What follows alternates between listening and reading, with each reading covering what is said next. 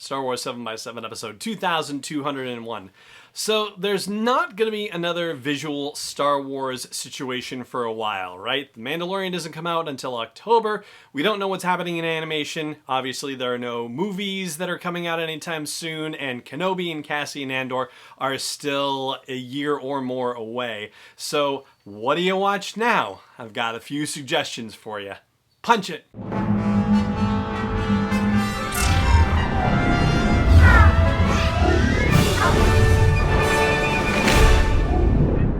Hey Rebel Rouser, I'm Alan Voivod and this is Star Wars 7x7, your daily dose of Star Wars joy, and thank you so much for joining me for it.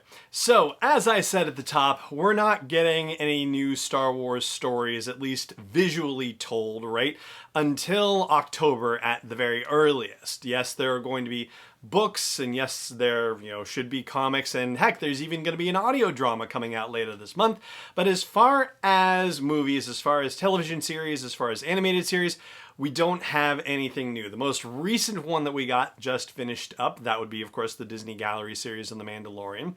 And the Cassian Andor series is still, in development, and obviously because of the pandemic, can't actually go into full production.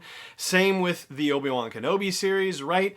Thankfully, they got shooting done on The Mandalorian, and thankfully they are able to work on animation stuff remotely.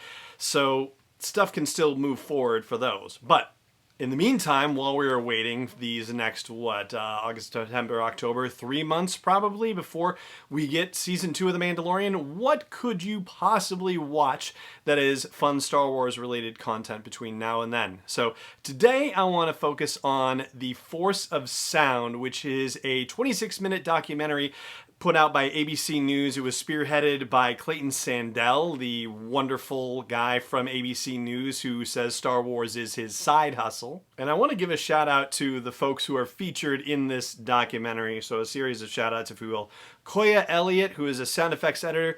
Ben Burt, the original sound designer for Star Wars. Ren Kleiss, the sound designer for The Last Jedi. This is particularly about The Last Jedi, but it's also about Star Wars movies in general.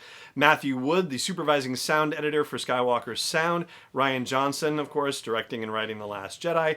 Margie O'Malley, a Foley artist, and Frank Ranella, the Foley mixer and supervisor, and Ronnie Brown, also a Foley artist, and Nick Boctor, who is an intern for Skywalker Sound and who worked on the Porg noises for The Last Jedi. And there is actually a bit of a connection, or at least I felt it, between this documentary and the documentary series about The Mandalorian, the Disney Gallery series.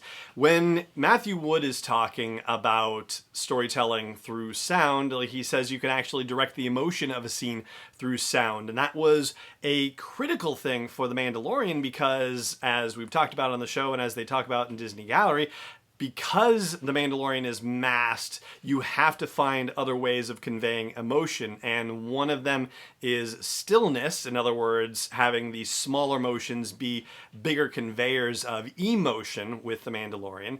And sound is another one. Sound is music cues, but sound is also the ambient stuff that happens in and around a scene. Now, granted, from an emotional perspective, if you will, there's not, a lot of deep emotion being conveyed, say, by the scene in The Last Jedi where that little alien creature comes up to BB-8 and is sticking coins in him like he thinks that BB-8 is a slot machine on Canto Bight, right? And by the way, that creature was voiced by Mark Hamill. Anyway, they have a segment in this Force of Sound documentary where they basically show you how the sound is built for that particular moment. And the amount of information is just astonishing. Like everything that goes into creating just that one moment. I don't think I was able to appreciate how intensive it is, from the rolling noise that BB-8 makes, to the sound that BB-8 makes with his beeps, to the sound that the coin makes and how they make those noises, to the feet of that alien walking up to BB-8. And one of the things that they mention is how important Foley artists are when it comes to fully digital characters, right? That's a fully digital character, and so having the people who are, in a room with a, random piece of metal and shoes on their feet and them stomping and recording the stomping, or when they have napkin rings and other random casino keychains inside of a metal sphere to make that rolling sound, or when they said they had an old Macintosh computer and a pizza stone for walking on the deck of the Millennium Falcon. Like, the depth of intensity in creating these things. I'm saying intensity, I just mean the level of detail. Like, every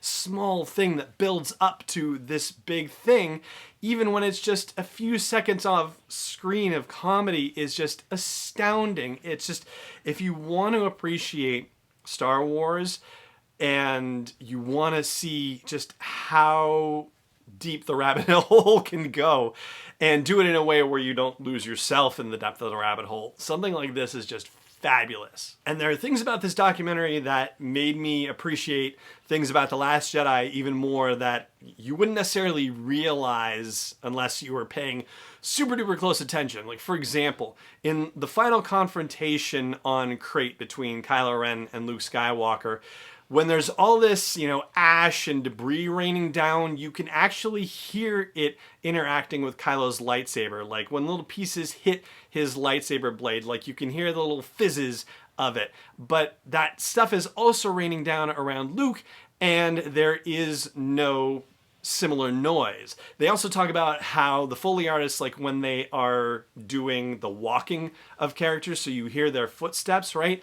There's no Foley on Luke Skywalker. And so these are meant to be kind of audio clues, or the lack of sound being a clue, that something else is going on with Luke Skywalker and his presence there on Crait. And as Ben Burt says in archival footage from 1999 at the beginning of this little mini documentary, hearing is believing. And I thought this was just so well done and gives you a feel for all sorts of different segments of the sound environment of building a Star Wars movie. It's just wonderful. I will say that it feels like it starts a little bit slow, but that's okay. Stick with it, because where it goes will, build up to the whole thing. It was really very lovely. So if you're looking for something Star Wars related to watch while you are waiting for the next bit of Star Wars storytelling to happen, well, I think The Force of Sound is one great option for you. And I'd love to hear what you think about it too. I will post a link to it in the show notes for the episode, so that way you'll be able to find it easily enough. And that's going to do it for our show here today.